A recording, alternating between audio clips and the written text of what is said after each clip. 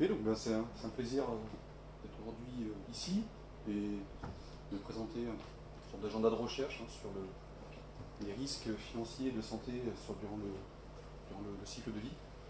Donc, je suis Florian Pellegrin, je suis à l'EDEC, je suis au bureau scientifique de l'Institut de Bachelier. Et de temps en temps, je fais un tour à Montréal, je suis encore affilié au Cyrano. Je fais une petite introduction.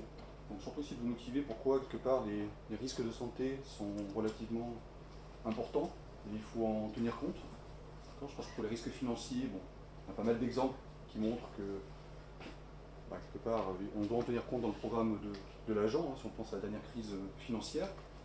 La partie en fait sur les risques de santé est un peu moins connue. Même si on se doute très bien par exemple typiquement que si je suis en mauvaise santé, je ne vais pas aller travailler. Si je ne vais pas aller travailler, je n'ai pas de revenus. Si j'ai pas de revenus, ça va forcément jouer en fait sur mon processus de lissage, de la consommation, de l'épargne, et ainsi de suite. Alors de manière globale, on commence là-dessus, généralement, la chose qu'on va faire, on va regarder un petit peu ce qu'on peut dire sur le statut de santé. Donc c'est un vaste problème, c'est comment on mesure en fait le niveau de santé. Donc il y a plusieurs façons de faire, soit on part en fait à partir d'études microéconomiques, avec des données très précises sur les individus, sur le type de maladie qu'ils ont pu avoir durant tout leur cycle de vie, et partant de là, on essaie d'agréger autant qu'on peut et obtenir une mesure agrégée. Soit, l'autre possibilité, c'est généralement de poser aux individus un questionnaire et leur demander typiquement, à l'instant T, quel est votre niveau de santé. Est-ce que vous êtes en mauvaise santé, en bonne santé, en très bonne santé, en excellente santé, etc. Et partant de là, à nouveau, par une procédure d'agrégation, typiquement, données de l'OCDE, on va pouvoir construire un indicateur agrégé et savoir à peu près le nombre d'individus qui sont en bonne santé ou très bonne santé, ou le nombre d'individus qui vont être avec un état de santé relativement pauvre ou mauvais. Donc partant de là, si on prend ces données-là pour les États-Unis et qu'on construit cette mesure, donc c'est la courbe en pointillé, on a à peu près l'indicateur des individus aux États-Unis. Ça a été fait à partir d'un échantillon représentatif de la population américaine. On tient en compte éventuellement des effets âge, des effets cohortes et ainsi de suite. On se retrouve finalement à avoir à travers le temps une part relativement stable, à peu près autour de 90%. Donc on a 90% près des Américains qui pensent être en tout cas en bonne ou très bonne santé. Donc finalement c'est relativement stable, on pourrait se dire, voilà, si je voulais m'amuser ici à faire avoir une sorte de composante cyclique et une composante tendancielle, quelque part la composante cyclique ici de la santé, pour autant que c'est un sens, c'est pas évident, on est ici quand même sur des données qui ont été consultées à partir de questionnaires, à partir d'une appréciation en fait, qualitative de son niveau de santé. On verrait que cette composante cyclique, qui sera la différence entre la courbe pointillée et la courbe en rouge, est relativement faible. Alors, c'est une bonne nouvelle, quelque part. On n'a plus qu'à se dire ici, finalement, on est en bonne santé, en très bonne santé. On aurait exactement à peu près le même type de chiffres si on regardait la base de données chère. Donc, la base de données chère, c'est un projet européen qui avait été monté. Ce sont des pays européens qui y participent, la France, l'Italie, le Portugal, la Suisse. On a à peu près le même type en fait, de données et à peu près le même constat, à savoir qu'une large portion de la population dans ces pays-là est en relativement bonne, voire très bonne santé. Dans le même temps, c'est là où le mal blesse, si on regarde en fait aux États-Unis ce qui se passe, donc on a cette portion à peu près constante du niveau de bonne santé, on voit que les dépenses de santé, qu'elles soient totales, ou privées, ou publiques, elles ont explosé. Elles ont explosé et on voit clairement qu'à partir de 2000, on passe à peu près de 120 milliards de dollars à l'équivalent à peu près de 160 milliards de dollars sur les dernières données. On a une explosion des dépenses de santé. Alors, ça pose un certain nombre de problèmes qui est en fait quelle va être la soutenabilité du système. À titre d'exemple, c'est vrai qu'on parle souvent en France des réformes de retraite, en disant oui, il va falloir quand même tout ça, est-ce que c'est soutenable ou pas. Et on oublie souvent de parler en fait des réformes liées au système de santé. Or, quand on regarde en part du PIB, que ce soit en fait, aux États-Unis, en France ou d'autres pays, cette part du PIB est relativement très très importante, beaucoup plus importante que ce qui nous attend en fait pour les retraites. Donc, se pose clairement ici, typiquement sur ce graphique-là, la question du financement et quel est l'impact en fait de ce profil des dépenses de santé, typiquement, sur un modèle de cycle de vie. L'agent sait qu'à un moment donné, il va être confronté à différentes décisions. Alors, typiquement, on va avoir un problème de choix d'assurance aux États-Unis, puisqu'on a un choix souvent d'assurance privée, notamment durant la vie active. Qu'est-ce qui va se passer en fait en fin de vie? Et à côté de ça se mêlent d'autres problèmes de type est-ce que je vais avoir des soins de santé traditionnels en fin de vie ou ça va être du long term care? Le fait que de plus en plus, même dans le cas de nos parents ou dans nos familles, à un moment donné, un âge, on est obligé de mettre en fait quelque part, de mettre entre guillemets, on s'entend, nos parents dans des instituts spécialisés, et là généralement les coûts de santé explosent. Et il y a finalement peu de choses qui sont aujourd'hui proposées, même en termes d'assurance privée. Donc clairement, c'est quelque chose que l'agent doit en tenir compte quand il va s'intéresser en fait à son profil de consommation, de revenus, de richesse dans le temps. Oui. C'était les dépenses en niveau? Oui. Oui, mais là j'ai donné si tu veux en pourcentage du PIB. Donc là j'ai la même chose exactement, si tu veux, en pourcentage du PIB. Parce qu'il y a eu la croissance, puis là 160 milliards sur un PIB de 120, 160 sur un PIB. Tu as la même chose, hein, c'est que là maintenant si tu regardes les données en fait en part du PIB, donc je l'ai représenté pour quelques pays en fait de l'OCDE. Oui, là d'accord. Bon, il est difficile de ne pas dire, il y a des ruptures tendancielles, ça c'est lié en fait à des problèmes de comptabilité nationale, mais dans l'ensemble, on peut raisonnablement dire que en tout cas la part des dépenses de santé publique croît dans le temps. Proportion du PIB, que ce soit par tête ou corrigé de la PPP ou pas, on a le même constat. On observe en fait que les dépenses de santé ont eu tendance à croître très fortement, on croissent en tout cas à un rythme non négligeable sur la période 1970-2014. D'accord ? C'est encore pire, en fait, notamment pour les États-Unis, dès lors qu'on s'intéresse en fait aux dépenses de santé totales. Dès lors que j'incorpore en fait la partie privée des dépenses de santé, d'accord ? Donc l'agent doit en tenir compte, typiquement, si je reste à nouveau dans un cadre de cycle de vie, je dois tenir compte du fait qu'à un moment donné, je vais être confronté à ces dépenses-là, donc il y a clairement un risque de santé, et il faut que je tienne compte de ce risque de santé-là.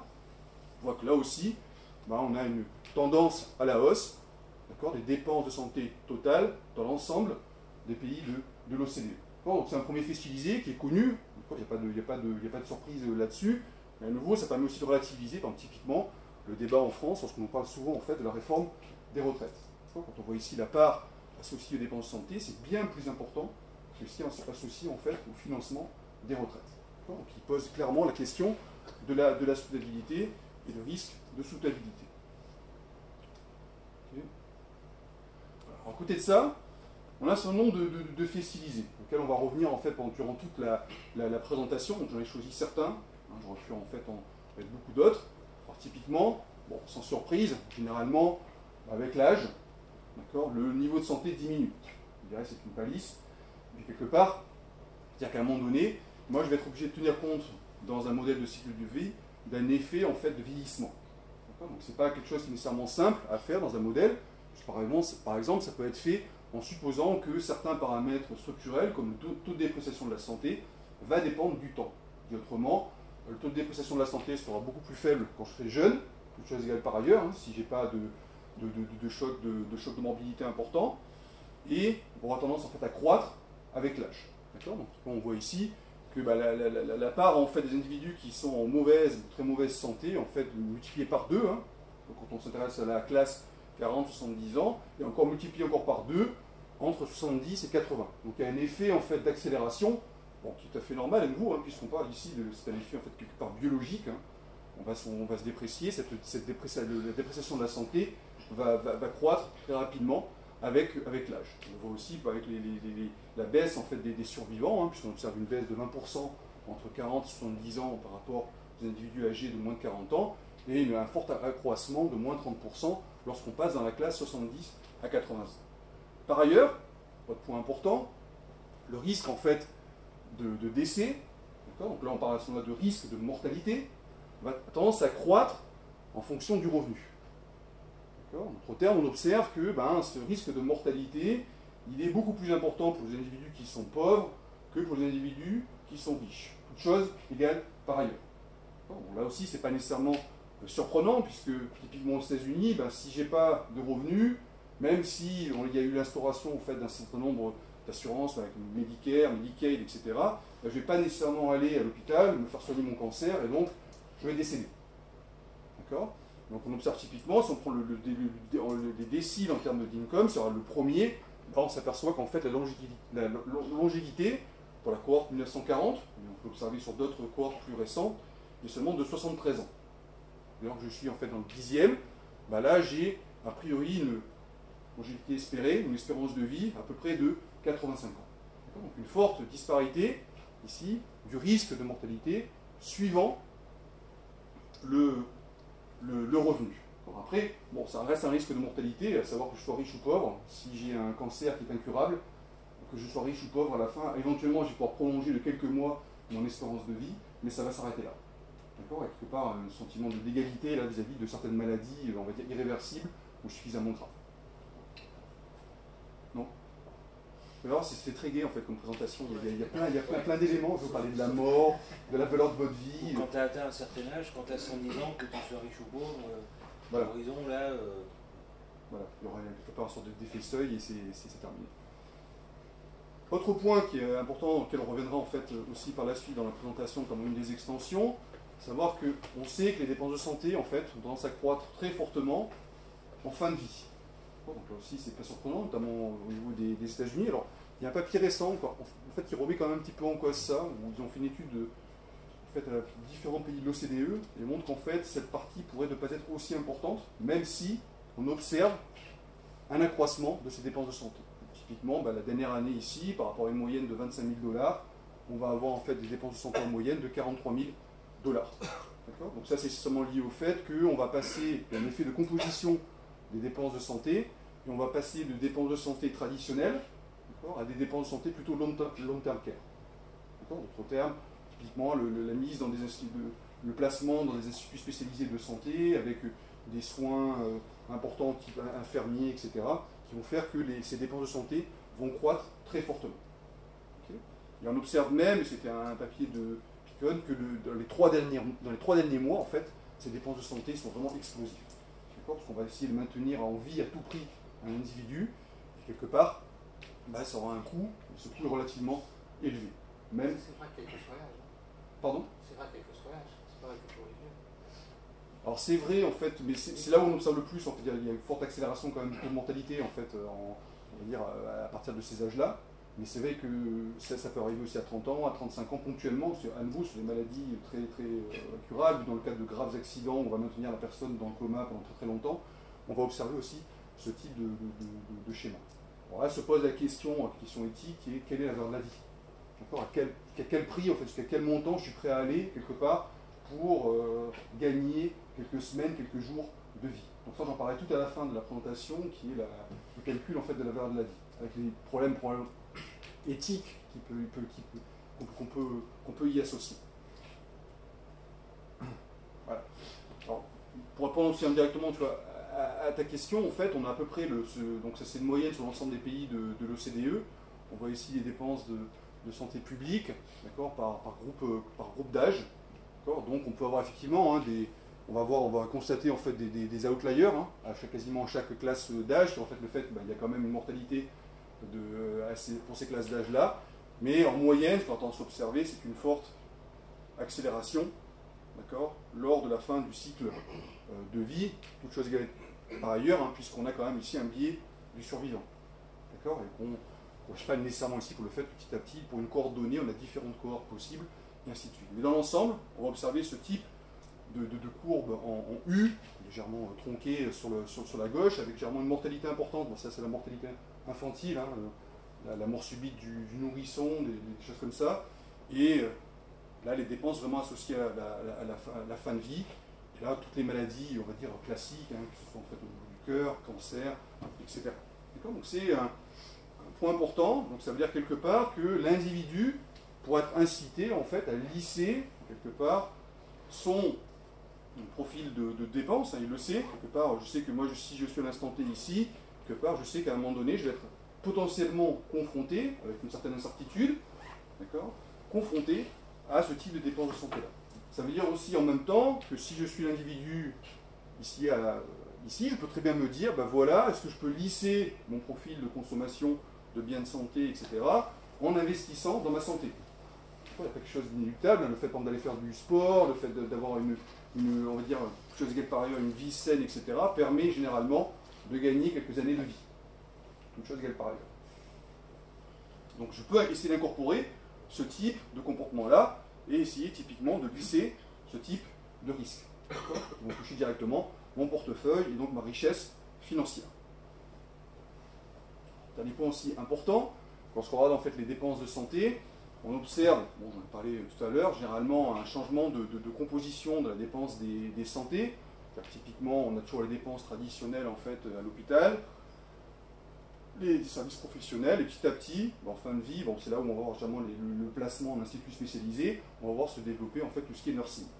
D'accord ? Et en termes plus concrètement, en termes de chiffres, bon, on va voir ici que à ce moment-là, ce qu'on appelle le reste à charge, donc les dépenses à out of pocket expenditures, donc, je ne savais pas que la traduction française c'était le reste à charge, d'accord ? J'ai appris ça récemment. J'ai toujours cherché à traduire le mot out of pocket. Non, je sais que c'est le reste à charge. On voit typiquement ici que le reste à charge va être relativement important. Le reste à charge étant la partie qui va sortir de votre poche, hein, une fois enlevé la partie en fait assurance publique. Et on a une partie aussi non négligeable qui va venir ici en assurance privée, donc deux types d'assurance privée, soit pour les biens de santé ou les soins de santé traditionnels, soit pour des soins liés plutôt au long term care. Donc on a ici une explosion à nouveau, un fort accroissement, toujours avec cette idée qu'on peut avoir un biais du survivant, un accroissement ici de ce type de dépenses-là, qui vont nécessairement greffer ici la richesse financière de l'agent. Donc si je suis rationnel, je sais que je vais devoir faire face à ce type de dépenses lors de mon cycle de vie, il faut que j'en tienne compte. Or jusqu'à maintenant, on voit très rarement en fait, des modèles de cycle de vie avec portefeuille qui tenaient compte en même temps du risque de santé. Du fait qu'il y avait des dépenses de santé ou des investissements en santé à faire et que ça pouvait bien sûr conditionner l'évolution de la richesse financière dans le temps. Dernier point, on s'aperçoit aussi que la richesse décroît en fait très fortement. Il y a plusieurs raisons. Première raison, ça peut être aussi des motifs de legs, dans le cas des personnes les plus riches, généralement, on observe généralement ce U inversé en fait, lorsqu'on a le profil de vie en termes de richesse, et on constate une forte accélération de la baisse de la richesse financière totale dans les dernières années de vie. Et comme j'ai dit, une des premières raisons, en tout cas pour les individus suffisamment riches ou qui ont pu en fait développer une épargne suffisante, ça va être le motif de legs. On va transmettre en fait éventuellement à ses enfants, ou ça peut être des effets de composition de famille, mais il y a un effet, en tout cas identifié aux États-Unis, qui est lié aux dépenses de santé.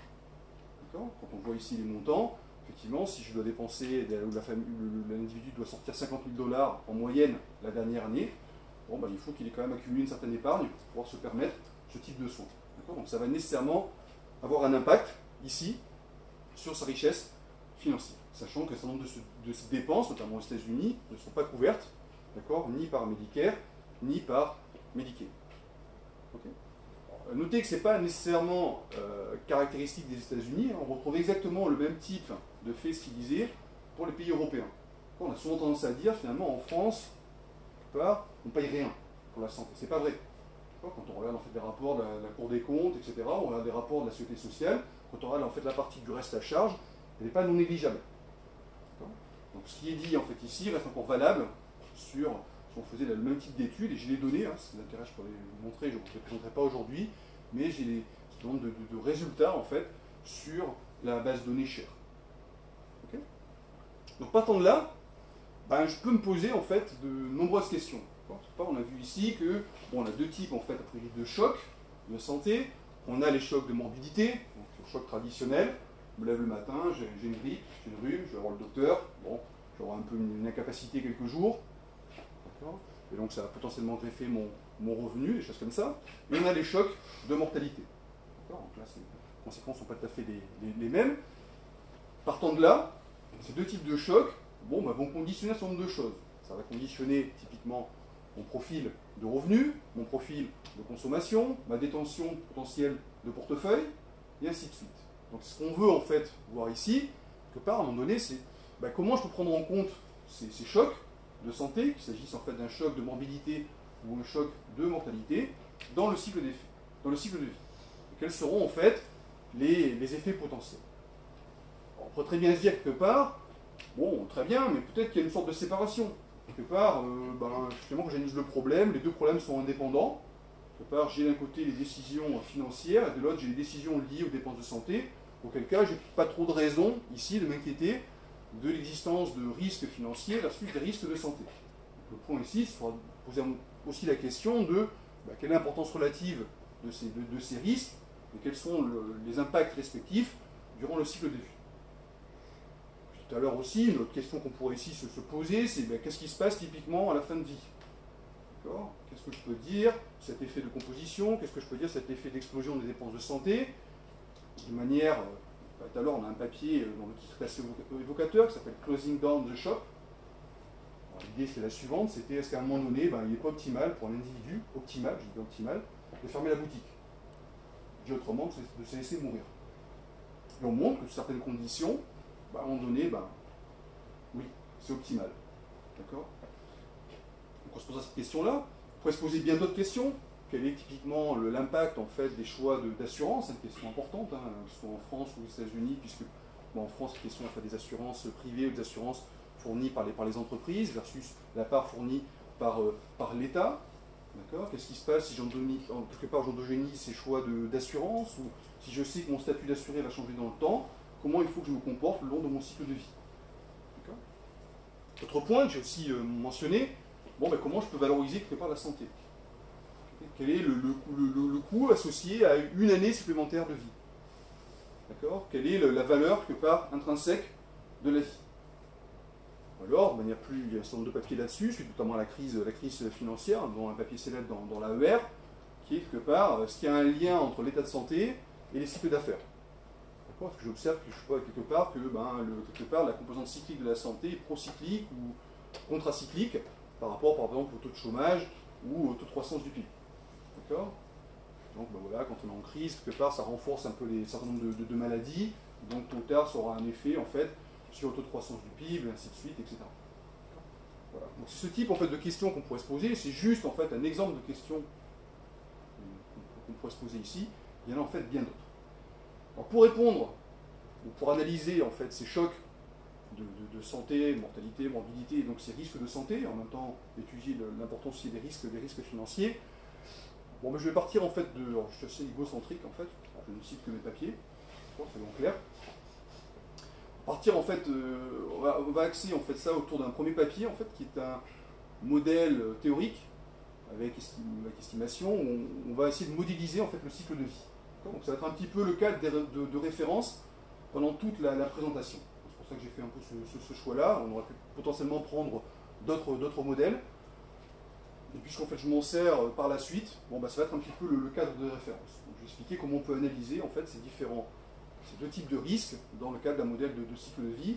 Et je vais présenter en fait une version simplifiée, à savoir une version en fait sans effet H. Il faut savoir que tous les résultats que je présenterai sont généralisables, d'accord, et sont estimables, parce qu'on a un prochain papier là qui va sortir, où en fait on réestime ça en supposant que les paramètres structurels peuvent varier dans le temps. D'accord, mais afin de simplifier, de ne pas avoir trop de notation, je vais juste présenter le modèle avec des paramètres en fait structurels de type taux de dépréciation qui seront constants.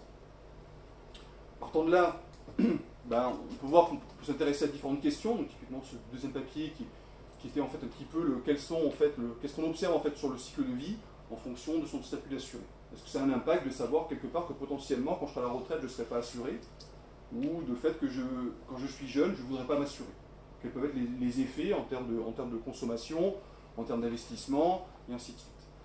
Et, tu prends en compte le fait que les gens peuvent se dire, de toute façon, quoi qu'il arrive, si je tombe gravement malade, on sera obligé de me soigner, donc...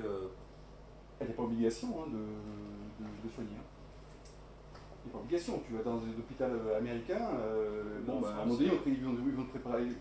Oui, là, tu vas avoir, on va dire quelque part, sans être méchant, le service minimum. Effectivement, tu vas y aller, un certain nombre de soins. Si par contre tu ne peux pas payer un certain nombre de médicaments qui sont remboursés par l'aspect social, etc., c'est à ta charge. Tu vas avoir en fait un minimum, je suis d'accord là-dessus, peut-être une différence par rapport au système américain. Mais c'est aussi en fonction du type de couverture que tu pourras y associer. Tu n'auras pas accès par exemple aux meilleurs hôpitaux privés. Tu iras à l'hôpital public, je ne dis pas que l'hôpital public n'est pas bien, loin de là, mais tu n'auras pas nécessairement accès On ne va pas nécessairement tout faire pour te prolonger la vie au-delà d'un certain seuil. Il reste que potentiellement tu peux avoir en fait un reste à charge.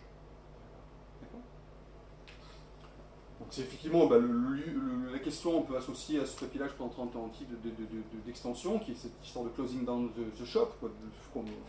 Il est temps en fait de fermer la boutique. On montre quelque part à un moment donné qu'il peut être optimal de mourir. Ah c'est dit, hein, c'est vraiment... Bon, puis deux autres papiers, donc le dernier là, qui nous permettra en fait typiquement de répondre en fait à la question de la valorisation de la vie. D'accord? Comment on peut en fait évaluer la vie. Voilà, il y a des questions, n'hésitez pas, hein, m'interrompre. Donc bon, c'est à peu près ce que je vais faire là. Donc je vais présenter en fait la motivation, hein, pourquoi on veut quelque part ce modèle, même si j'ai bien ici déjà présenté quelques faits stylisés. Puis je vais montrer gentiment comment on passe en fait d'un modèle déterministe au modèle stochastique. Je sais pourquoi, parce qu'à maintenant le modèle de référence en économie de la santé, surtout le modèle de Grossman, hein, qui est le modèle de capital humain, qui est le modèle benchmark de 1972. Bon, qui permet d'obtenir des résultats très intéressants, des effets de trappe, etc. Mais, demeurant, qui est insuffisant, d'accord, pour analyser les problèmes de cycle de vie. Et donc, je développerai ici le modèle de référence. Donc, on verra comment on peut résoudre ce modèle et la vertu d'avoir des solutions fermées, d'accord, expression analytique exacte. Et on s'intéressera ici à cette performance en fait empirique, à reproduire un certain nombre de faits stylisés, notamment certains faits stylisés que j'ai présentés durant l'introduction. Puis après, je parlerai de 3 extensions, je modulerai en fonction du temps qui me restera, et la priorité en fait sera donnée à la dernière extension, qui est plutôt comment je valorise la vie. Alors, comment en fait, et pourquoi au départ, on veut en fait ce modèle de cycle de vie. Alors, pour l'anecdote, en fait, ce qui était assez marrant, quand on s'est mis ce type de projet-là, c'était, je pense, en 2010, quelque chose comme ça. En fait, on était parti sur un problème d'option réelle. On pensait qu'on faudrait juste quelque part un papier et qu'on passerait à autre chose après, je crois, chacun des co-auteurs. Et finalement, 7 ans après, on y travaille toujours. D'accord. On a été un petit peu captivé par le sujet et directement, on a continué à travailler sur ce point-là.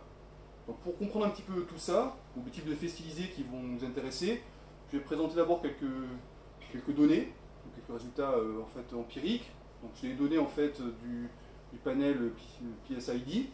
D'accord. Donc j'ai à nouveau pour chaque individu, on ménage représentatif un niveau de santé. D'accord. Donc bon, on utilise ici une échelle, hein, c'est une variable au départ qualitative, on la code, on s'y pose potentiellement un problème. Et on va dire, typiquement, voilà, l'individu aura différents niveaux de santé, soit il sera en mauvaise santé, en bonne santé, en très bonne santé, voire en excellente santé. On va construire ici une donnée de richesse financière, on va tenir compte en fait de tous ces investissements risqués, plus tout ce qui est en fait actif sans risque. Donc ça, les IRA, tout ce qui est un petit peu pension, alors dans tout ce qui est actif risqué, ça va être tout ce qui est en fait actions, fonds mutuels, et ainsi de suite. Partant de là, je peux construire assez facilement la part en portefeuille risqué. D'accord. Il suffit en fait de regarder en fait la part de la richesse financière détenue en actifs risqués et ça me donnera à peu près la position en termes de portefeuille. On peut aussi construire des données en fait de consommation. Donc là, c'est un peu plus compliqué parce qu'il faut un petit peu travailler avec les données pour les reconstruire correctement. Hein. Dans PSID, on n'a pas directement la consommation totale, d'accord, donc on fait un petit peu d'inférence, mais à la fin, on va utiliser ici la méthode de Skinner, on obtient en fait un profil de consommation qui est assez cohérent avec ce qu'on trouve avec le CEX et bien d'autres bases de données. D'accord. Et finalement, on s'est intéressé ici à une mesure de dépenses de santé, donc les dépenses de santé en fait à charge, ou le reste à charge. D'accord, donc ce qui va être payé typiquement par un ménage ou par un individu lorsqu'il va à l'hôpital, ou des soins dentaires, ou des prescriptions pour tout ce qui est en fait medical care. Okay. Donc partant de là, on va répartir en fait, on va produire un certain nombre de statistiques descriptives par niveau de santé et par quintile de richesse. Donc on va subdiviser ici la richesse totale en 5 quintiles et on va essayer de voir, pour chacune ici des cases, ce qu'on observe.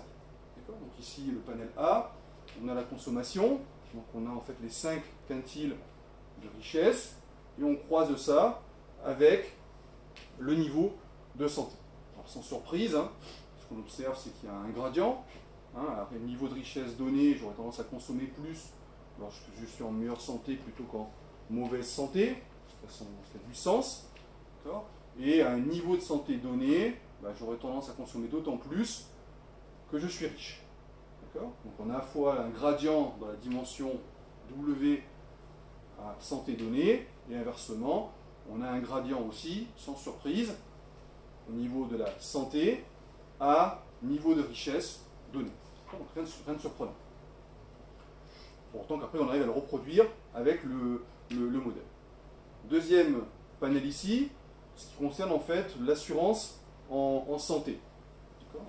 Là aussi, finalement, quelque part, il y a deux points importants.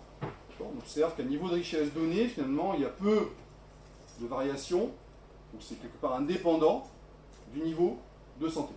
On observe peu de variations ici, quelque part, entre le fait d'être pauvre, d'être le deuxième quintile, et le fait d'être en excellente santé et être dans le deuxième quintile. Par contre, sans surprise, à un niveau de santé donné, on constatera en fait un gradient ici positif en fonction du niveau de richesse. D'accord? Ça c'est assez intuitif. C'est parti en fait des faits stylisés qu'on observe sur la consommation et tout ce qui est en fait à l'assurance santé. De la même façon, si on regarde la détention de portefeuille, sans surprise, lorsqu'on est pauvre, il y a peu de chances, indépendamment du niveau de santé, qu'on détienne des actifs risqués. On ne va pas aller s'amuser, on n'a pas nécessairement pas du tout les moyens d'aller sur les marchés financiers ou d'investir en actions ou autres. Donc on observe vraiment quelque chose d'intéressant, un millier de dollars ici, dès lors qu'on est dans le quatrième quintile. C'est comme si, ici, quelque part ici, j'avais un effet de participation, un effet de sélection. Ces gens-là ne peuvent pas rentrer quelque part sur les marchés financiers, entre guillemets. Donc je suis à peu près à zéro. Et à partir, on va dire, du quatrième quintile, je vais observer en fait des comportements de type portefeuille financier chez les individus. Donc, partant de là, sans surprise, plus généralement je serai en meilleure santé sur le dernier quintile, plus la partie en fait investie ici en actifs risqués sera élevée. Donc, ce qui pose la question, c'est quelque part, qu'est-ce qui explique la différence ici, à un niveau de richesse donné, qu'est-ce qui explique la différence entre le fait d'être pauvre et le fait d'être avec une santé en fait excellente. Il faut bien à un moment donné qu'on introduise peut-être cette notion de choc de morbidité, choc de mortalité ou d'aversion à un certain nombre de chocs pour expliquer quelque part ce gap ici en moyenne de 30 000 dollars. D'où l'importance ici de chercher à modéliser ces chocs de mortalité, ces chocs de morbidité, et de voir quel est l'impact sur l'ensemble du cycle de vie. C'est pareil sur les dépenses de santé. Donc là, c'est un gradient, on va dire, inversé. On voit que généralement, à niveau de richesse donnée, plus on est en mauvaise santé, plus il va falloir dépenser. Généralement, on va aller à l'hôpital, on a un genre de dépenses. Ça, c'est vrai, quel que soit le quintile de richesse. Et par ailleurs, à niveau de santé donné, on dépensera d'autant plus qu'on est riche. Donc tout ça, quelque part, il n'y a rien de... Quelque part, c'est très intuitif, vraiment on va dire de l'économie. On est vraiment sur des faits stylisés assez pragmatiques, entre guillemets, dans le sens où on pouvait s'attendre à ce type de relation. Donc tout l'objectif maintenant, quelque part, serait de dire, voilà, moi, si je veux reproduire ce type de faits stylisés, donc ici c'est seulement des moyennes non conditionnelles, je peux en montrer d'autres sur le cycle de vie, parce que je suis capable de reconstruire le profil de cycle de vie, mais j'en parlerai lors de l'extension 1 de ce modèle. Est-ce que je peux reproduire ce type de faits stylisés? Moi, j'aimerais à la fois avoir une table où j'aurai la détention d'actifs risqués observés et la détention d'actifs prédite par mon modèle. Et j'aimerais bien sûr comprendre ou avoir un modèle qui me permette de reproduire l'ensemble de ces gradients et potentiellement d'expliquer, par exemple ici, pourquoi, point de vue économique, je m'attendrais à ce que j'observe moins ici de participation en actifs risqués ou de participation sur les marchés financiers quand je suis en mauvaise santé plutôt qu'en très bonne santé. Donc ça passe nécessairement par une modélisation de tous ces risques. Juste un truc, les petits tableaux, ils sont en valeur, c'est des valeurs absolues. Pourquoi ce ne serait pas plus clair si on avait des propensions, c'est-à-dire que parce que le cinquième quantile, je ne sais pas, il a une richesse moyenne de temps, Mhm. est-ce que c'est vrai que la part de ce qu'il dépense dans sa richesse, ou la part de ses actifs risqués augmente? Parce que c'est pas si évident que ça, c'est si évident. Non, c'est un bon point. Je présenterai plus tard en fait des statistiques en fait descriptives. J'aurais peut-être dû mettre derrière les quantiles de richesse, vous donner à peu près les indications. D'accord. Bon là, il faut savoir que au cinquième, en fait, en moyenne, tu es à peu près à 80 000 $. Mais entre le min et le max, ça fait très mal. D'accord. Sur l'ensemble de PSID, on avait vraiment enlevé les individus qui étaient au-dessus, je crois, de 10 millions de dollars. D'accord. Mais on a vu en fait ici un écart type, où tu peux t'en douter, hein, dès qu'on est sur la partie droite de la distribution de richesse, on avait vraiment une dispersion très très élevée. Donc il aurait même fallu faire ici un découpage en gros par percentile.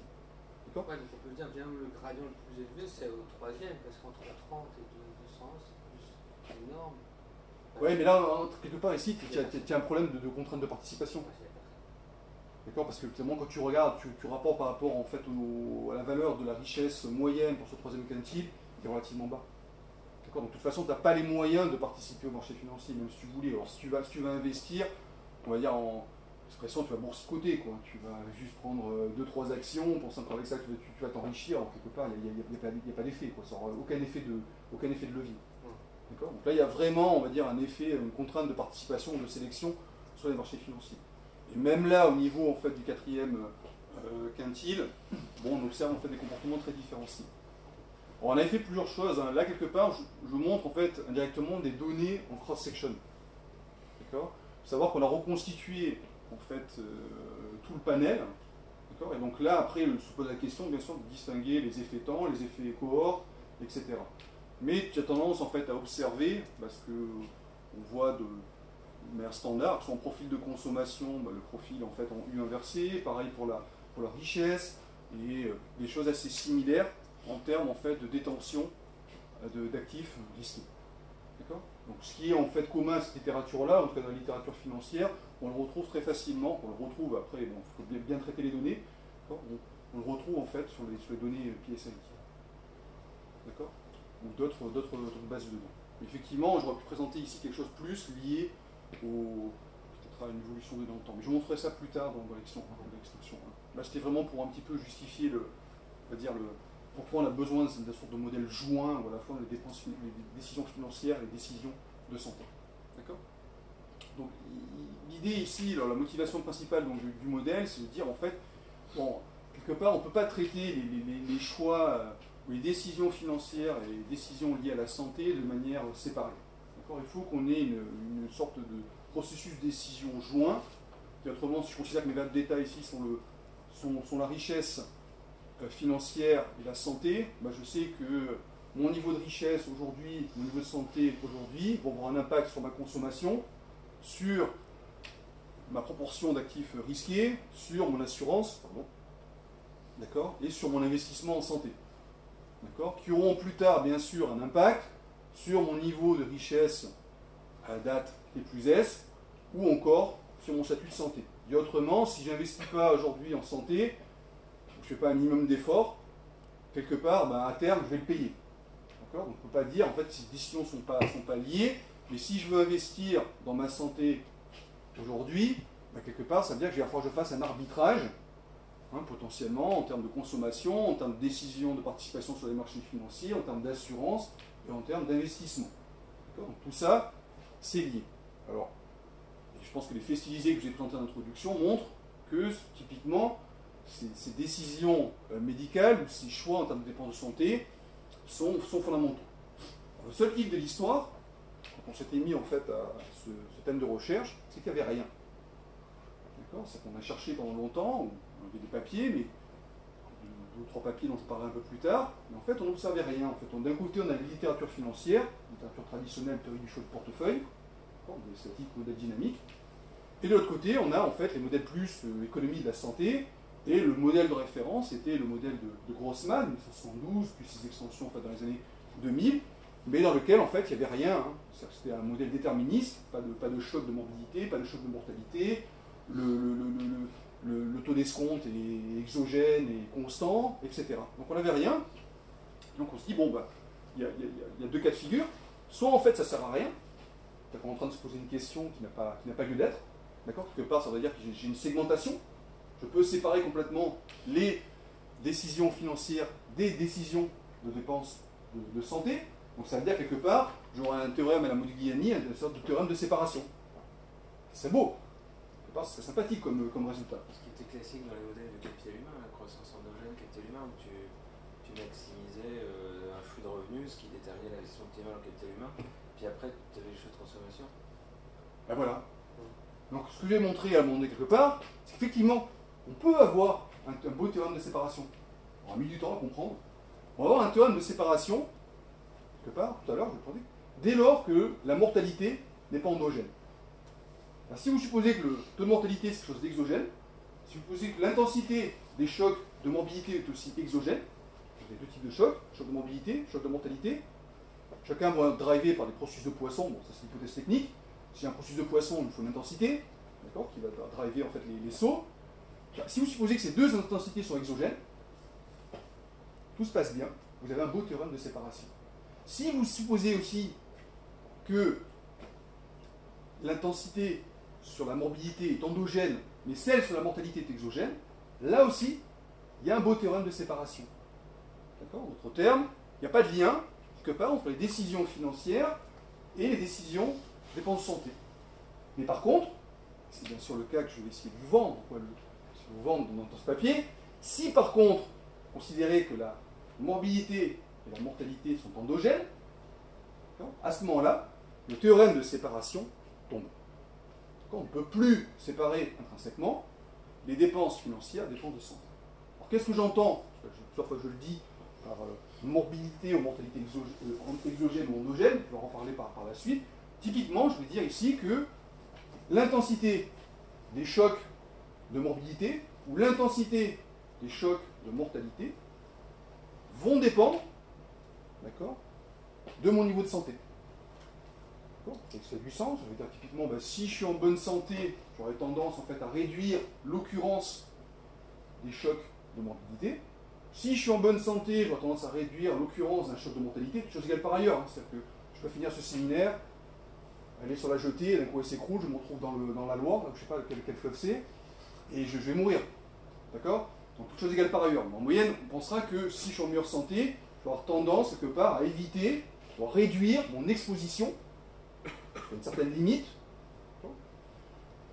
au choc de morbidité et au choc de mortalité. D'accord? Quelque part, on verra tout à l'heure que ça revient quelque part à endogéniser le taux d'escompte. Il y a des idées, consiste à dire, finalement, le taux d'escompte, est-ce qu'il est le même, quelle que soit la période considérée. Voilà, quelque part, je suis en train de dire, mon taux d'escompte, il va dépendre, expliquer comment on fait ça, va dépendre en fait de mon niveau de santé. Je ne vais pas escompter de la même façon le présent et le futur, suivant que je sois en bonne santé ou en mauvaise santé. Ça semble rationnel. Si je sais typiquement que je suis en très mauvaise santé, aujourd'hui, ce que j'aurais tendance à faire, c'est d'en profiter un maximum, quoi. D'accord? Donc, lisser la consommation pendant 30 ans, c'est peut-être pas mon objectif prioritaire. D'accord? Si par contre, je vais considérer que je suis suffisamment en bonne santé, là, je serai plus enclin à chercher, en fait, à lisser, par exemple, ma consommation. C'est assez naturel. Donc, dès lors que, on voit l'importance du point, je vais, en fait, introduire ces chocs et les rendre endogènes, ce théorème de séparation ne tient plus. Alors ça, c'était lié essentiellement, il y a plein d'exemples, hein, notamment un papier célèbre de Body, Merton, etc., où en fait il montrait qu'il y avait typiquement une séparation entre les décisions financières et tout ce qui se considérait l'offre de travail. D'accord? Parce que, le problème, c'est que jusqu'à maintenant, ce type de séparation, des décisions, on ne pouvait pas l'évaluer dans un modèle, donc ce qu'on cherche ici à faire. Et par ailleurs, si je n'essaie pas, en fait, quelque part de traiter les deux problèmes simultanément, j'arrive finalement que une sorte d'explication partielle des différents phénomènes. Donc, comment je pourrais expliquer ici, typiquement, que généralement, la détention d'actifs risqués est plus faible lorsque je suis en mauvaise santé plutôt qu'en très bonne santé. C'est le fait stylisé que j'ai présenté tout à l'heure. On a vu qu'il y avait une sorte de gradient pour le 5e quintile entre les individus en mauvaise santé et les individus en très bonne santé. pour avoir différentes raisons sans que je sache absolument quelque part trancher. Est-ce que c'est lié en fait à une probabilité plus élevée d'être malade ou d'être en fait frappé par un choc de mortalité? Est-ce que c'est un problème lié à l'aversion pour le risque? Est-ce que c'est un problème de revenus plus faibles, de capital humain, etc. L'avantage ici en traitant quelque part les deux types de décisions simultanément, ou de manière intégrée, on va avoir un certain nombre d'explications quelque part structurelles, des faits stylisés qu'on a pu observer précédemment. Bon. Donc ici l'objectif, on l'aura compris, hein, ça va être ici de faire un sorte de modèle dynamique joint de ces deux types de décisions, à la fois financières et de santé. Donc par décision financière, essentiellement, ça va être la consommation et les choix de portefeuille. Et par décision en fait, de santé, ça va être lié essentiellement aux dépenses de santé, reste à charge, et l'assurance. Comme j'ai dit, oui. Non, je me posais une question. Dans un monde où, imaginons qu'il n'y a aucun système d'assurance publique, oui. Donc, tu sais, par exemple, l'âge de la retraite, tu sais quand même que ça va arriver avec certitude sur une période bien précise. Donc, pour faire ton choix de portefeuille, c'est bon. Puis après, tu sais que tu as besoin d'un flux de revenus régulier. Enfin, si tu es tu raisonnes en termes de revenus permanents, etc. Pour un choix de portefeuille, dans la perspective d'une maladie, notamment en fin de vie, c'est vrai que là, ça peut être en gros avec une probabilité relativement, peut-être significative, mais pas trop importante, des dépenses extraordinaires. Donc comment y faire face avec alors quel type d'actifs? Parce que là, tu aurais besoin tu peux pas prendre des trucs qui soient trop risqués non plus, parce que même si tu as une espérance de rendement élevée, si tu as un mauvais tirage, c'est vraiment pas évident, non? Alors ça, c'est un problème la conception du problème, Nous, on va le traiter un peu de manière générale. Hein. Je vais supposer que j'ai un actif sans risque, un actif risqué, d'accord, donc je vais faire un arbitrage entre les deux. Il est certain que pour répondre après à ta question, ce qu'il faudrait faire, c'est une étude plus fine sur la composition exacte des portefeuilles des individus. La difficulté avec ça, c'est qu'on l'a ponctuellement, pour certaines années, mais on les a très difficilement, en fait, le long du cycle de vie. La seule étude, en fait, où on a des données vraiment beaucoup plus précises, c'est papier à partir d'un panel, en fait, suédois, où ils ont quasiment réussi à suivre une grande partie de la population, depuis quasiment plus de 30 ans ou 40 ans, et où ils ont exactement la composition, mais très granulaire, de chaque portefeuille, des portefeuilles des individus. Le hic de l'histoire, c'est qu'ils ont décidé en 2007 d'arrêter ce panel. D'accord. Pour répondre à cette question-là, je suis d'accord avec toi, il y a clairement un effet de composition. Je ne vais pas m'amuser quand je suis en fait à 90 ans, sauf à avoir suffisamment, on va dire, de richesse ou de collatéral, à investir sur des produits structurés. D'accord. Donc à un moment donné, effectivement, plus j'approche la retraite, plus je vais approcher ma fin de vie, il y aura sans doute un comportement où je vais en fait avoir tendance à m'exposer à moins de risques que plus de risques. Sauf comportement extrême, à l'extrême droite de la queue de distribution, de la distribution de richesse financière. Mais ça, malheureusement, dans le modèle, il faudrait faire un modèle en fait, à plusieurs actifs. Ça serait techniquement faisable en simulation, mais ce serait plus faisable d'un point de vue en fait, analytique. Ce qui est intéressant quand même ici, je sais ça tout à l'heure, c'est qu'on a quand même une approximation de l'ordre 1 des vraies solutions. Ce qui permet quand même d'avoir un discours plus économique et d'essayer de comprendre un petit peu ce qui se passe. Mais de manière sûre, oui, il y a un effet de composition de portefeuille, tout comme il y a un effet de composition des dépenses de santé. Les dépenses de santé changent, donc on peut imaginer facilement que l'individu va changer son comportement. Et pour ce qui est de la retraite, par ailleurs, dernier point, on peut l'intégrer dans le modèle. Je ne peux pas en parler là, mais on peut l'intégrer et on peut très bien supposer qu'il y a un revenu avant la retraite, un revenu après la retraite. Ce qu'on ne pourrait pas faire, c'est endogénéiser le choix de retraite. C'est-à-dire quel est l'âge optimal du départ à la retraite. On pourrait le faire à nouveau d'un point de vue simulation, mais on ne peut pas le faire en solution analytique. Partant de là, on va essayer d'examiner ces conditions-là, et à nouveau, ce sera un peu le modèle de référence pendant toute la présentation, et bien sûr, on va regarder un petit peu qu'est-ce qui se passe d'un point de vue empirique. On va essayer un peu de reproduire l'effet stylisé que j'ai présenté dans la motivation de ce papier. Puis après, essayer de regarder un certain nombre de points importants, comme quelle est la valeur d'une année de vie supplémentaire, quelle est l'espérance de vie, etc. D'accord? Pour voir si on est un petit peu dans les données au moins américaines. Il faut savoir que ce modèle a été estimé pour les données US, mais que j'ai aussi en train de finir un papier où on l'a fait pour tous les pays de la base de l'échelle. Donc on a répliqué tout ça pour les pays européens. Bon, alors avant de faire ça, vous n'êtes pas peut-être tous familiers, donc je peux sauter cette partie-là, hein, si vous connaissez tous ces modèles-là. Juste poser la question, comment on peut passer potentiellement, de quoi on a besoin, d'accord, pour passer d'un modèle déterministe à un modèle stochastique, où on a en fait choix de santé quelque part et choix financiers. Ce qu'on faisait de manière traditionnelle, pas tous heureuse, c'est le modèle de Grossman. Donc j'ai des préférences, je cherche à maximiser mon utilité par rapport à l'investissement en santé, I, et potentiellement, il y a eu pas mal d'extensions, un certain nombre d'autres variables de contrôle. Donc, la variable de contrôle la plus immédiate dans la consommation, mais il y a eu d'autres extensions. Et généralement, pour faire ça, dans le modèle de Grossman, on a en fait une contrainte. Cette contrainte, c'est essentiellement la dynamique du niveau de santé. D'accord? Donc la variation de la santé, bon, c'est une fonctionnelle ici, hein, donc je dis que ça dépend potentiellement du niveau de santé et de l'investissement et d'un certain nombre de paramètres, dont le taux de dépréciation. Et dans certains modèles, en tout cas pas dans le modèle de Grossman de base, il y a aussi une équation statistiques pour définir la richesse accumulée. D'accord? Ou directement une contrainte du type le revenu est égal à la consommation plus l'investissement. Donc ça c'est la structure générale d'un modèle de type Grossman. Le point bien sûr important, c'est quelle est la spécification des préférences. On verra que ce n'est pas un problème trivial. On s'y est heurté pendant très longtemps, c'est comment je dois spécifier mes préférences. Est-ce que, de manière toute bête, j'ai toujours une préférence pour la vie? En fait, si on prend une fonction CRA, qu'on verra tout à l'heure plus tard, ce qui a été fait dans la tradition de la littérature, on peut se retrouver dans des situations où en fait, il y a une préférence pour la mort.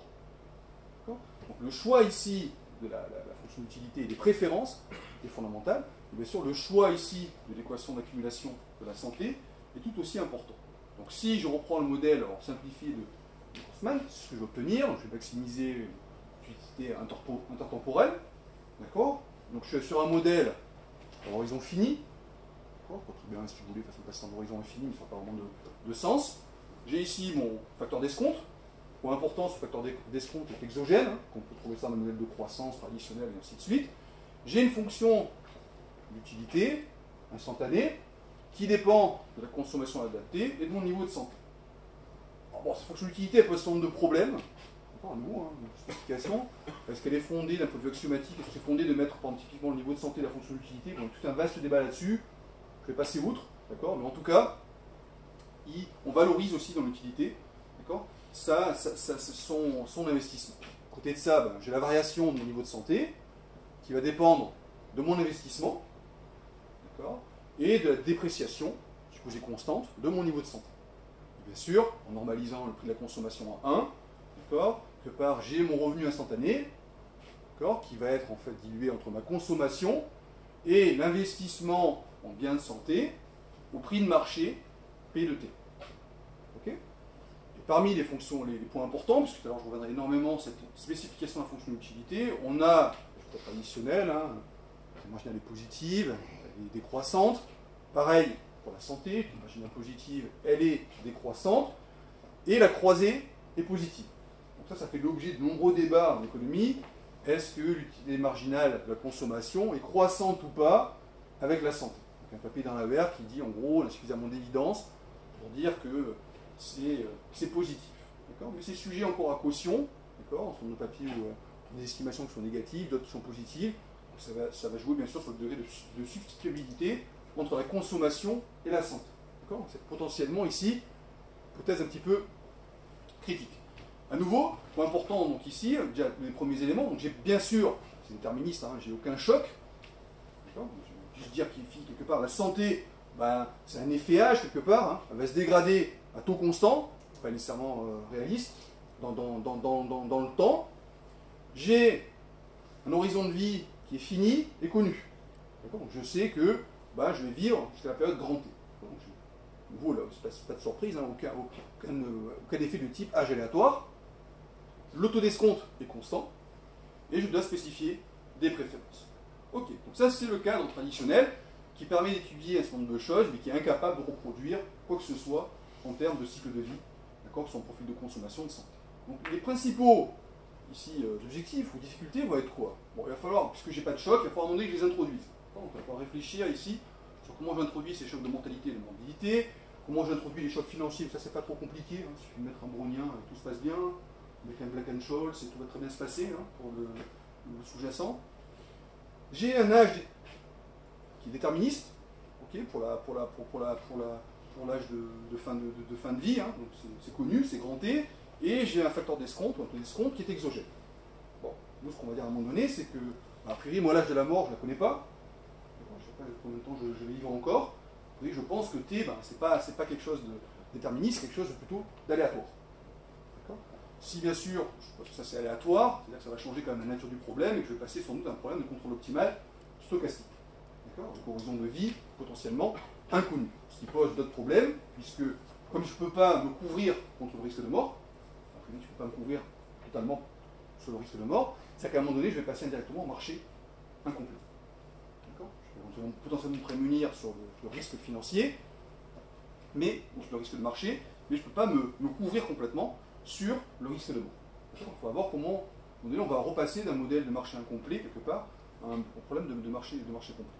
Autre problème, c'est la spécification des préférences. Je vais rester dans un univers standard de CRA, par exemple, ou de type von Neumann, où est-ce que typiquement je vais chercher en fait à distinguer, par exemple, le fait que la version pour le risque, c'est pas la même chose que le taux d'escompte, le taux de substitution intertemporelle. Est-ce que je vais introduire des pénalités liées en fait aux différents chocs, et ainsi de suite. Et enfin, bon, dans ces modèles-là, je n'ai pas d'effet en fait de vieillissement. Encore tous les paramètres structurels, une façon d'introduire serait de dire, ben voilà, j'introduis en fait ici des paramètres qui dépendent du temps. Je peux très bien dire ici, typiquement mon taux de dépréciation. Je crois qu'il y avait une tentative qui avait été faite par Barrault, un papier en 2000 ou 2003, où effectivement, ce qu'il disait, typiquement, pour introduire l'effet aging, j'ai qu'à dire que mon taux de dépréciation dépend de T, et je spécifie une certaine dynamique sur le taux de dépréciation. Avec un effet d'accélération du taux de dépréciation en fonction de l'âge. D'accord? Bon, en partant de là, je peux passer à un modèle stochastique. Je vais dire, voilà, je vais essayer d'intégrer tout ça. La première tentative a été faite par Laporte, qui est à Toronto. Un modèle relativement simple, hein, c'est une extension quasiment directe du modèle de Grossman. Et le seul apport du papier, je ne sais pas où est-ce qu'il a été publié, c'est d'introduire en fait des chocs de morbidité. Donc, comment on fait ça? On reprend exactement le modèle de Grossman et on rajoute partie incertitude, partie choc. D'accord? C'est comme s'il y avait ici epsilon de t plus 1 ou epsilon de t. D'accord? Pour décrire ce epsilon de t, le choc, je vais passer en temps continu, de manière traditionnelle, un processus de Willer ou un brownien. D'accord? À intensité, ici, constante. En partant de là, je peux rajouter ça, et on voit très bien qu'il y a un effet ici insatisfaisant. C'est juste en train de rendre, finalement, quelque part, l'équation d'accumulation de la santé stochastique. D'accord? On a une équation différentielle stochastique qui drive ici le niveau de santé, mais ça reste très largement insuffisant, puisque on a vu qu'il y a au moins deux types de chocs, choc de morbidité et choc de mortalité. Par ailleurs, on serait intéressé par introduire d'autres ingrédients. Donc là, j'ai remplacé directement la consommation en utilisant la contrainte de revenu. Donc ça, c'est une première tentative, intéressant, bien publié, mais pas satisfaisant. Autre tentative, plus intéressant, un papier publié en fait dans le JPI, qui était en fait un papier de Ehrlich et Tchouma, 1990, d'accord, où là, à nouveau, on va rendre, c'est le premier point, d'accord, l'âge de la mort maintenant va être aléatoire. D'accord. Donc je n'ai plus ici le grand T, quelque part, mais potentiellement je vais supposer que je ne connais pas ici l'âge de la mort, le taux d'escompte reste constant, et j'ai une fonction d'utilité de type CRA, standard, avec un paramètre gamma. Alors qu'est-ce qui change? Surtout essentiellement ce point-là. Donc on va associer à ce T de M quelque part une probabilité de survie. Cette probabilité de survie va être liée à des chocs de mortalité, et ces chocs de mortalité vont être ici drivés par un processus de Poisson, dont l'intensité va dépendre de l'investissement en santé. Donc indirectement ici, première tentative vraiment sérieuse d'extension du modèle de Grossman. On va ici supposer qu'on a des chocs de mortalité, on n'a pas de choc de morbidité, on n'a pas de choc de type je vais attraper une grippe, j'ai un rhume, j'ai une gastroentérite, etc. Non, on n'a que des chocs de mortalité. L'horizon de vie devient incertain. Et ces chocs de mortalité vont être modélisés à partir d'un processus de Poisson dont l'intensité ne va pas dépendre du niveau de santé, mais de l'investissement en santé. Je reviendrai par la suite, puisque nous on a adopté en fait un choix de modélisation un petit peu différent. J'ai tendance à dire que l'intensité des chocs de mortalité dépend du niveau de santé, pour introduire en fait un phénomène de passe dépendance. Partant de là, j'ai à nouveau mon équation d'accumulation de la santé, donc son choc de mortalité. J'ai en fait l'investissement, une sorte de technologie un peu comme Douglas ici sur l'investissement et la santé. Et j'ai une équation traditionnelle d'accumulation de la richesse avec le revenu qui va être une fonction d'un revenu, on va dire, exogène, un peu incompressible. Pensez ça comme étant un revenu minimum, ce que vous voulez. Et une partie qui va dépendre du niveau de santé. Donc ça capture cette idée, donc même s'il y a une causalité dans les deux sens, entre la santé et le revenu. La santé détermine le revenu, mais le revenu détermine aussi la santé. Donc il y a des certain nombre de papiers qui ont été faits là-dessus, notamment par Michael Hurd, etc. Donc il y a un problème potentiellement de simultanéité et de causalité aussi inverse. Ici, on va supposer que le niveau de santé, puisque c'est une variable d'état, détermine le revenu. En d'autres termes, quand je suis en très bonne santé, j'aurai tendance à être plus productif, potentiellement avoir plus de revenus. Quand je suis en moins bonne santé, je vais m'absenter, je ne vais pas aller au travail. En tout cas, si on est plus fort aux États-Unis, potentiellement, mon revenu aura tendance à diminuer. D'accord ? C'est une hypothèse assez importante. On pourrait bien sûr rajouter d'autres variables, notamment d'un point de vue empirique. Le point, c'est que ça permet en fait de développer un certain nombre de solutions parce qu'on a ici une spécification linéaire du revenu. Je ne le cache pas, cette hypothèse-là, même dans notre modèle, est relativement importante, simple, mais elle permet d'obtenir des solutions analytiques. Ok, donc ça c'est une spécification intéressante, mais à nouveau, toujours pas cette distinction entre choc de mortalité et choc de morbidité. Nous, ce qu'on propose ici, quelque part, et je le ferai sans doute après cet après-midi, donc on va avoir finalement quelque part une sorte de cadre très général, d'accord ? On va introduire en fait une probabilité de décès instantané qui va varier dans le temps, ça va dépendre en fait du niveau de santé, qui est lui-même un processus stochastique. On va introduire en fait un âge en fait aléatoire de la mort, T2M. Au modèle, on aura des préférences faibles pour la vie, ça va se traduire par le fait que la fonction d'utilité indirecte est toujours supérieure ou égale à l'utilité associée à la mort, ce qui n'est pas le cas des modèles précédents, d'accord, où on peut avoir une préférence, typiquement dans le modèle d'Ehrlich et Schumann, on peut avoir une préférence pour la mort, notamment quand on utilise une fonction CRA. On n'a pas ce problème-là. On va introduire notamment 3 types de risques, mortalité, morbidité et financier, et notamment, on va avoir une fonction d'utilité qui va pénaliser pour ces risques. Donc c'est quelque chose d'assez nouveau, dans ce processus préférence non récursive, où on va valoriser en fait les différents risques financiers, risques de mortalité, risques de morbidité. Et enfin, même si je ne le présenterai pas ici, on a toujours des solutions analytiques. On fait dépendre, parce que tous ces processus bien sûr dépendent de paramètres structurels, que ce soit les paramètres d'aversion au risque, que ce soit le taux de substitution intertemporelle, que ce soit le taux de dépréciation, que ce soit ce que vous voulez. On peut rendre tous ces paramètres dépendants du temps, d'accord, et toujours en fait arriver à résoudre le modèle. On généralise quelque part, on essaie finalement de construire ce modèle global. Quels sont les points à nouveau très importants? On travaille beaucoup sur la fonction par d'utilité, ou d'utilité instantanée. C'est de type Krebs-Porteus. On va beaucoup travailler ici sur U et le fait que l'horizon, a priori, est incertain. Et bien sûr, on va beaucoup travailler en fait, sur l'équation d'accumulation de la santé. C'est là qu'on va introduire vraiment les chocs de morbidité. Alors on aura cette équation, une nouvelle équation d'accumulation de la richesse, qui va aussi dépendre des dépenses de santé, du reste à charge, et de l'assurance. D'accord ? Donc on va importer un certain nombre de modifications sur les 3 étages, que ce soit au niveau des préférences, que ce soit l'équation d'accumulation de la santé, ou l'équation d'accumulation de la richesse, en veillant à ce qu'un certain nombre de propriétés minimales, ici, soient vérifiées. Ok ?